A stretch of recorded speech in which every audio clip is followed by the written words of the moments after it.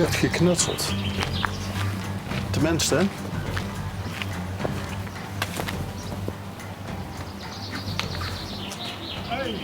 Goeiedag.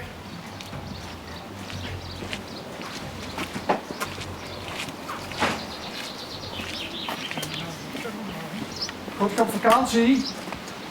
Ik niet, maar de zoon wel. Oh, is het in Marok? Die is er hier. Ja. Goedemiddag. Goedemiddag. De pits, De wit. dat is die toch? Ja. En wat betekent dat? Vroeger was dat hier de pit, dus mijn vader had altijd motocross gedaan. Al vandaar de bandjes. Ja. Ja. Ja. Dus je ziet een motorcrosser, Altijd geweest. maar nu niet meer. Nou niet meer. Ik ben pas 80, Ik dus wou net zeggen, hij wordt bijna 80, dus dat doen we niet meer. En hoe lang ziet Galoet gecrossed dan? het zal er niet zijn. Ja. Jij bent gestopt toen je 56, 57 was, dacht ik. Dus dat is toch wel etterlijke jaren geleden. Zelf ook gecrossed? Zelf ook gecrossed. Ja. 6 jaar Europese wedstrijden. Ja, dat is nog een oude hoe moet ik zeggen, hoe noemen ze het? Een overblijfsel. Dus, Wat dat is een heel klein. ja, nee, die niet. Dat is een kwartje. Dat is van de kleinkinderen. Dat is van de kleinkinderen. Maar dat is een oud frame nog. Dit frame is, ik denk, van 2003. Dus, maar dat hebben we hier liggen en daar hebben we nog wel een beetje plannen mee. Maar... En dat is het frame van een. Dit is het frame van een zijspan. Een zij. Een Ah! motocross zijspan. Ja. Ja, Oh, dat is een hele aparte tak van Ja. sport. Ja, klopt. Maar heb je dan ook zijspan gereden? Ja. En word je de coureur of bakkenest? De rijder. Oh, rijder. Hij was de coureur. Ja. De coureur. En wij hebben 2 jaar hebben we samen gereden, dus dat ik de bakkenes was. Daar hebben we ook nog een periode van gehad. Oh, maar dat is leuk. Dus, Vader en zoon. ja. Ja. Maar toen ging het niet meer snel genoeg en toen ben ik zelf gaan rijden. Het is mijn vader ook nog blijven rijden. Dus, ja. Maar dus eigenlijk ziet je ziespanners. Ja. Wij zijn zijspan. Wij zijn zijspanmannen, zoals ze dat zeggen. Daar huurt ze eigenlijk tegenwoordig nimmer veel Weinig. van. Hè? En nou helemaal niet. Nou, ligt natuurlijk, alles stil. met de corona ligt alles stil. Maar ik moet zeggen, ze zijn tegenwoordig wel professioneler bezig als vroeger. Het is Etienne Baks, die komt uit Bergijk. En die pakt het wel professioneel aan. Want je had toch ook de gebroeders Willemsen, geloof ik. Willemsen, klopt. Daniel en Ja, Marcel. Dan Marcel. Rij je die nog? Daniel Ja, wel, Daniel Marcel wel. niet. Marcel is gestopt. Die doet een beetje solo voor de hobby. Dus, En vroeger, toen het nog echt veel op televisie kwam, had je Ton van Heugden en Frits Kegen. Hè? ja, klopt. Dat is de jaren 80, 81 geweest. Mijn vader heeft ook nog een half jaar voor Tom van Heugden gesleuteld. Dus, Echt waar? Ja, ja, ja. ik heb voor al die toppers een beetje gesleuteld. Ja, Oh, dus u kon goed de motor prepareren. ja. Yep. Tja, En even kijken, jij woont hier. ik Ja. woon hier. Oké. En het campertje is van? Die is van mij. Maar het is een beetje lastig hè, op vakantie gaan nu. Nee, hier in Nederland niet. Niet? Hier in Nederland kun jij overal, als jij zelf behoefend bent, dus zelf dat je een toilet bij je hebt en dergelijke, dan mag jij gewoon overal mag je naartoe. Zit er ook een douche in? Nee, douche niet, maar je kunt natuurlijk wel een douchezakje ophangen. Dus, en dat is Oh, net zo lekker. we praten met een echte kampeerder hier. Tuurlijk, waarom niet? Tuurlijk niet. Hebben wij allemaal gedaan. Ja. Ik heb want- ook mijn eigen campers gebouwd. Hier tegen de wand staan ze nog. Ik wil zeggen, hier hebben we er eentje staan. Die hebben wij zelf, hier, aan deze kant. Die hebben we zelf 20 jaar, of ja, even kijken, 96 hebben we die toen gebouwd. Ja, je ziet het nou zo bijna niet, omdat het de onderkant van de garagedeur zit. Ja, want als je naar de cross ging, dan ging dat eigenlijk een heel weekend. En Ja. hallo! Hoi. En wie is dat? Dat is mijn Mijn dochter. dochter. Dat is zijn dochter. Dat is mijn kleindochter. Oké. Ja. Want dan was je een heel weekend weg en dan gingen allemaal die campertjes die gingen mee. Dus Ja, wij gingen vaak van donderdagsavonds tot maandagsmorgens gingen we naar Tsjechië, Zwitserland, Engeland. Hebben we overal gezeten. oh ja, internationaal ook nog, zei je aan het Ja. begin, hè? Ja. Dus dat. Dus dat. En dat doe ik, ik ben nu een jaar of 6 ben ik zo'n beetje gestopt nou. Maar ja, het trekken en het naar de wedstrijden toe gaan, dat blijft toch. Dus, We Ja. kennen die jongens allemaal. Dus, Hebben we iedereen, gedaan, en ja. iedereen kent ons en als ze in de problemen zitten, dan komen ze naar opa. Hè. Over die weet het wel. Oh, dus ja, ze zeggen dan ook opa tegen Ja, u? ja, maar daar geef ik niks om. Ja. Maar ik bedoel, nou als wij er niet meer uitkomen, dan kunnen ze gerust wegwandelen.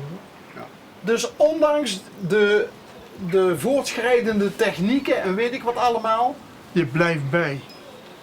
Er Ja. komt niks nieuws uit of wij weten het ook. dus hij houdt dat alles is. nog tuurlijk, ja? ja. Iedereen Ja, houdt dat- daarbij, dat is. Ja. Ja, Maar wat zei u, u wordt 80 of u bent 80? ik word in oktober 80. Alles functioneert nog? Nog steeds? Ja? Niet meer zoals het Nee, maar is gegaan. ik krijg op tijd op mijn flikker weg met niet genoeg inspannen, maar ja. Ja, nee, maar het is het lopen, het lichamelijk ongemak. Het wordt moeilijk, het wordt moeilijk. Het heeft allemaal te veel gelegen. Nou ja, het is wel een aanslag op het lichaam, hè? Ja. Het crossen. Het hoort erbij. Het is het risico wat je neemt, dat weet je en daar ben je ook heel erg van bewust. En je weet, net zoals Daniel en Marcel Willemsen zijn in het verleden al eens een keer gecrashed, dwarslezing gehad en je weet dat je dat risico loopt. Ook als je op zo'n ding stapt, wij zijn ons echt wel bewust van de risico's die eraan vasthangen. Ja, maar het is de verslaving en het virus zeggen wij altijd en ja, dat zit erin en dat... Dat wordt niet kwijt. Nee, dat is voor altijd. Ja, dat is de microbe zeggen ze. Vroeger hadden we geen geld, nou hebben we geen geld, maar de streken hebben we nog. En wat voor streken zijn Ja. dat, opa? Van alles. Te gek, te gekkers. We komen er al lichtelijk uit. Dus Ja. jullie zien elkaar. Hoe was dat dan met corona? Want volgens mij zien jullie elkaar veel. Nee, valt wel mee. Valt wel mee? Ik woon in de buurt van Eindhoven. Dus dat is 45 kilometer. Eén keer in de 2 weken zo'n beetje zijn wij hier. Maar met corona zijn wij, ik denk wel een week of 8 tot 10 hebben we elkaar niet gezien. Ja. En toen zijn we een week of 2 geleden zijn we een keer hier geweest, maar wel gewoon op gepaste afstand. En nu nog. Maar ja, je moet zeker qua coronatechnisch, kom ik ook heel veel bij klanten. Je bent je echt bewust van het corona gebeuren en ja, dat moet ook wel. Dus ja. Nee, want er zijn ook mensen die zeggen, want ik vind het allemaal maar overdreven. Ja, Met die Ja, 1,5 nou meter. luister, ik wou net zeggen, het is natuurlijk de mensen die er heel nonchalant mee zijn, ja, die kunnen natuurlijk ook wel een keer op een koffie komen. Maar ik blijf me wel bewust van, het is niet niks.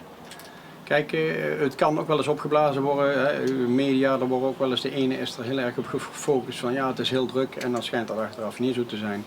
Maar ik onderschat het niet. Kijk, ik ben er ook niet bang voor, laat ik het zo zeggen. Het is niet zo dat ik echt, moet ik zeggen dat ik panisch ben. Maar natuurlijk, je blijft je bewust van de risico's. Dat sowieso. En dat moet je ook doen, denk ik. Hoe lastig was dat voor opa om dan zo'n lange periode zoon moet en je- kleinkinderen niet te zien? je moet je eigen rustig houden. Maar stiekem rij je daar toch een keer naartoe. Ja. Daar kun je niks aan doen. En daar hebben we ook in het begin was het echt, met alle respect, ik denk de ouderen onder ons, die zijn zich niet zo bewust van het corona als dat de jongere mensen. En ik heb mijn moeder ook in het begin, ik zei luister, als jij naar de winkel gaat, poets je handen, ontsmetten en blijf een beetje, ik zeg want het is niet niks. Maar dat valt, nee, luister nou gewoon, maar het is niet, ik ben niet gauw bang, maar blijf je bewust, zeker omdat ze wat ouder zijn. Hè. Mijn moeder is 78, die wordt 78 en mijn vader wordt 80. Ze zijn een risicogroep om het zo maar te zeggen. Dat. En waarom denkt u dat het met name bij de ouderen wat minder makkelijk doordringt? Omdat ze het allemaal vertellen en in de kranten bijschrijven van die oudjes, die zijn het gevoeligst daarvoor. Ja, maar de oudjes zijn ook eigenwijs. Ja, altijd geweest. Ja, maar het is natuurlijk het is een stukje levenservaring. En mensen denken van ja, mij gebeurt dat niet. En het kan best zijn als ik daar 80 ben dat ik net zo eigenwijs ben. Maar ik denk dat dat daar word je een niet kwijt, beetje... dat word je niet kwijt. Ik denk dat daar een beetje aan ligt. Ja, denk ik. Waar gaat de eerstvolgende trip naartoe? Wij zijn de laatste 4-5 weken zijn wij een beetje. Wij hebben de Zuid-Mergeland-route hebben we een keer gedaan. We hebben de Betuwe-route hebben we een keer gedaan. Afgelopen met Hemelvaart zijn we weer richting Urk geweest. Dus wij trekken heel Nederland een beetje door. En ik wil eigenlijk weer naar Duitsland. Dus volgens mij, als ik me niet vergis, 8 juni of 15 juni mag je weer naar Duitsland toe. En dan wil ik richting de Mosel. En als daar de evenementen weer beginnen van de motocross, ja, dan gaan we naar Frankrijk en Zwitserland. Dan gaan we toch de Grand Prix weer af. Dus, dat hebben we vorig jaar ook gedaan. En heeft u ook een vrouw die daarin meegegroeid is? In dat, Ja. Ik heb een partner die gaat ook ieder weekend trouw mee. En die vindt het ook helemaal geweldig op een motocross. Dus, Ik zag net de dochter. ja, rond- ik heb 2 dochters bij deze partner. En ik heb nog 2 zoons uit een eerdere relatie. Dus, ja. En die zijn allemaal voor de cross te porren? Die 2 dames, eentje vindt het wat minder, want papa rijdt wel eens 1 keer per jaar. En dan is ze bang dat er iets gebeurt. En dan, dan is het risico te groot en een beetje lichtelijk angstig. Maar die andere, die jongste die hier nog net stond, die gaat altijd mee. Die vindt het helemaal geweldig. Ja. Dat is ook wel weer heel lief, hè? Dat je dochter zich dan zorgen maakt Ja, als papa 1 keer per jaar weer op de motor staat. als er maar eens iets gebeurt. Ja, ze weet ook het risico, net wat ik zeg, er kan wel eens mensen zijn die een dwarslesie of iets dergelijks krijgen. Of botten breken. Ik heb zelf ook genoeg gebroken gehad. Je weet dat het risico bestaat, maar je neemt dat risico. Maar Kijk, niet je aan weet, denken. nee, je weet ook als op het moment dat je in de auto stapt en dat je een verkeersongeval kunt krijgen. En daar hoef je zelf niet schuldig aan te zijn, maar dat kan ook een ander doen. Maar hoe ver ga je nadenken? Dus dat. Nou, laten we hopen dat het tripje naar Duitsland doorgaat en dat er ook gauw weer dat opa ook gauw weer naar de cross kan. Ja, Komt goed. Ja, dus, komt goed. Dus, Wij vermaken ons nog wel. oh jawel. Bezig blijven. Dat is het belangrijkste werk altijd. Ja, en volgens mij kun je hier wel leuk Hier bezig hebben wij blijven. heel veel uren doorgebracht. Dag en nacht. Ja, hier hebben wij heel veel uren doorgebracht. Veel herinneringen Ja, ook dat. en veel streken uitgehaald ook. Opa? Nou, dat valt eigenlijk wel mee. Heel veel zelf uitgedokterd en uitgeprobeerd. Het is gewoon. Het is een hobby waar iedere keer iets nieuws tevoorschijn komt. Dat is. Ach ja, Mooi. Dankjewel, vader en zoon. komt goed.